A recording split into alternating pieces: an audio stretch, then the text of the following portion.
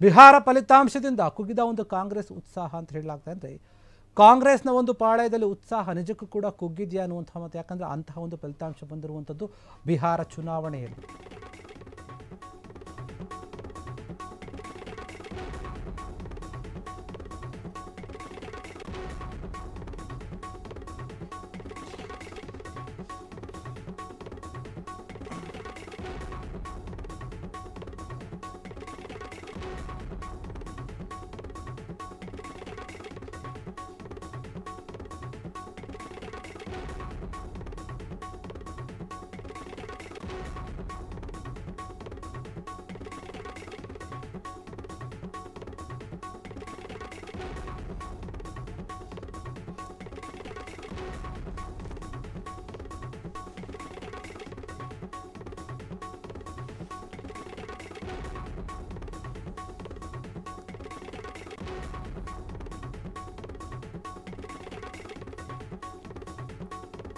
ಬಿಹಾರದ ಒಂದು ಫಲಿತಾಂಶ ಬಂದಾಗಿಂದ ಕಾಂಗ್ರೆಸ್ನಲ್ಲಿ ಉತ್ಸಾಹ ಕಮ್ಮಿಯಾಗಿದೆ. ಕಾಂಗ್ರೆಸ್ ಉತ್ಸಾಹ ಕುಗ್ಗಿ ಹೋಗಿದೆ.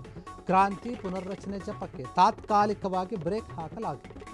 ಬಿಹಾರ ಫಲಿತಾಂಶ ಇಡೀ ದೇಶದಲ್ಲಿ ಕಾಂಗ್ರೆಸ್ ಪಡೆಯನ್ನು ಮಂಕಾಗಿಸಿದೆ ಅಂತಾನೆ ಹೇಳಿ ರಾಜ್ಯದ ಮಟ್ಟಿಗೆ ಎಲ್ಲೆಲ್ಲಿ ಒಂದು ಸಂಭಾವ್ಯ ಏನಿದೆ ಆ ಒಂದು ವಿಚಾರವಾಗಿ ಕ್ರಾಂತಿ ಅಥವಾ ಪುನರ್ರಚನೆ ಬಗ್ಗೆ ಹೈಕಮಾಂಡ್ ಏನಿದು ರಿಸ್ಕ್ ತೆಗೆದುಕೊಳ್ಳೋಕೆ ಹೋಗಲ್ಲ ಅನ್ನುವಂಥ ಮಾತು. ಮುಂದೂಡಿಕೆ ತಂತ್ರಕ್ಕೆ ಮೊರೆ ಹೋಗಿದೆ ಎನ್ನಲಾಗ್ತಾ ಇದೆ. ಇನ್ನು ಈ ಮೂಲಕ ಸಿದ್ದರಾಮಯ್ಯ ಕುರ್ಚಿ ಒಂದು ಅಬಾಧಿತ ಎಂಬ ಸಂದೇಶ ರವಾನೆ ಆಗ್ತಾ ಇದೆ. DKಶಿ ಟೀಮ್ಗಿದ್ದಂಥ ಒಂದು ಅಧಿಕಾರ ಹಸ್ತಾಂತರ ಆಗ್ತಿದೆ. ತಣ್ಣೀರು ಎರಚುವಂತೆ ಆಗಿದೆ ಈ ಒಂದು ವಿಚಾರ. ಇನ್ನೊಂದು ಕಡೆ ಪುನರ್ರಚನೆ ಮಾಡಬೇಕೆಂಬ ಒಂದು CM ಬೇಡಿಕೆಗೆ ಏನಿತ್ತು ಆ ಒಂದು ವಿಚಾರ ಕೂಡ ಸ್ಥಗಿತ ಆಗಿದೆ. ಹೈಕಮಾಂಡ್ ಈಗಿನ ಒಂದು ಸ್ಥಿತಿಯಲ್ಲಿ ಒಪ್ಪಿಗೆ ಕೊಡುತ್ತಾ ಅನ್ನೋ ಪ್ರಶ್ನೆ ಕೊಡುತ್ತೋ ಇಲ್ಲ. ಬಿಹಾರ ಚುನಾವಣೆ ಕರ್ನಾಟಕದಲ್ಲಿ ಒಂದು ದೊಡ್ಡ ಬದಲಾವಣೆಗೆ ಕಾರಣ ಆಗಲಿದೆ. ಚುನಾವಣೆ ಮುಗಿದು ಫಲಿತಾಂಶ ಬಂದ ಮೇಲೆ ಕರ್ನಾಟಕ ರಾಜ್ಯದ ಕಡೆ ಗಮನ ಕೊಡುತ್ತೆ ಹೈಕಮಾಂಡ್. ಆಗ ಒಂದು ದೊಡ್ಡ ಬದಲಾವಣೆ ಆಗುತ್ತೆ.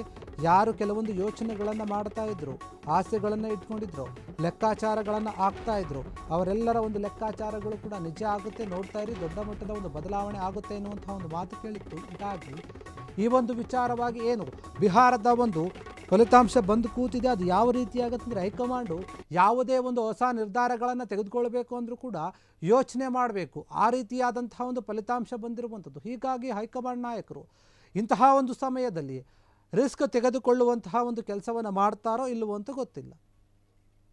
ಕಾಂಗ್ರೆಸ್ ನವೆಂಬರ್ ಕ್ರಾಂತಿ, CM ಬದಲಾವಣೆ, ಸಚಿವ ಸಂಪುಟ ಪುನರ್ರಚನೆ, ಏನಿದು KPCC ಅಧ್ಯಕ್ಷ ಒಂದು ಸ್ಥಾನ ಬದಲಾವಣೆ, ಈ ರೀತಿಯಾದಂತಹ ಒಂದು ಮಾತುಗಳು ಕೇಳಿ ಬರ್ತಾ ಇದ್ವು. ಹೀಗಾಗಿ ಈ ಎಲ್ಲ ವಿಚಾರಗಳಿಗೆ ಸದ್ಯಕ್ಕೆ ತಾತ್ಕಾಲಿಕವಾಗಿ ಬ್ರೇಕ್ ಹಾಕಲಾಗಿದೆ ಎನ್ನುವಂತಹ ಒಂದು ಮಾತು.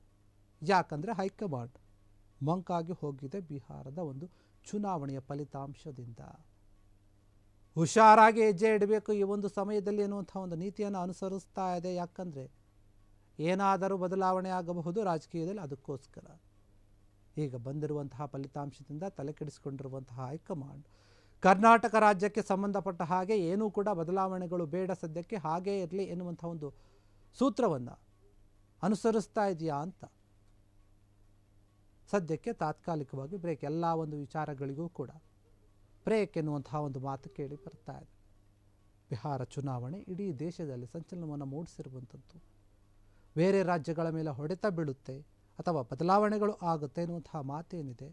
ಕಾಂಗ್ರೆಸ್ ಮಾತ್ರ ಈಗ ಸದ್ಯಕ್ಕೆ ಯಾವುದೇ ವಿಚಾರದಲ್ಲಿಯೂ ಕೂಡ ರಿಸ್ಕ್ ತಗೊಳ್ಳೋಕ್ಕೆ ಹೋಗಲ್ಲ. ಬರೇ ಮುಂದೂಡಿಕೆಯ ಒಂದು ತಂತ್ರವನ್ನು ಅನುಸರಿಸ್ತಾ ಇದೆ. ನೋಡೋಣ, ಮುಂದಕ್ಕೆ ಮಾಡೋಣ ಅನ್ನುವಂಥ ಮಾತುಗಳನ್ನು ಆಡ್ತಾ ಇರುವಂಥದ್ದು. ಇದರಿಂದ ಸ್ಪಷ್ಟವಾಗಿ ಗೊತ್ತಾಗುತ್ತೆ CM ಸಿದ್ದರಾಮಯ್ಯ ಅವರ ಒಂದು ಕುರ್ಚಿ ಇನ್ನೂ ಕೂಡ ಗಟ್ಟಿಯಾಗಿದೆ. ಅವರೇ ಆ ಒಂದು ಸ್ಥಾನದಲ್ಲಿ ಇರ್ತಾರೆ ಅಂತ. ಸದ್ಯಕ್ಕಂತೂ ಬದಲಾವಣೆಯ ಮಾತುಗಳು ಎಲ್ಲೂ ಕೂಡ ಸರಿಯಾಗಿ ಕೇಳಿ ಬರ್ತಾ ಇಲ್ಲ. ಒಂದು ವೇಳೆ ಬದಲಾವಣೆ ಆಗೋದಾದರೂ ಕೂಡ ಇನ್ನಷ್ಟು ತಿಂಗಳುಗಳ ಕಾಲ ಸಮಯವನ್ನು ತೆಗೆದುಕೊಳ್ಳುತ್ತೆ ಎನ್ನುವಂತಹ ಮಾತು.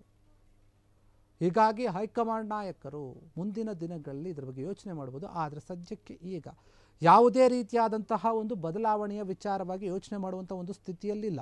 ಬಿಹಾರ ಚುನಾವಣೆ ಅಂತ ದೊಡ್ಡ ಮಟ್ಟದ ಹೊಡೆತವನ್ನು ಕೊಟ್ಟಿರುವಂಥದ್ದು ಅವರ ತಲೆಯಲ್ಲಿ.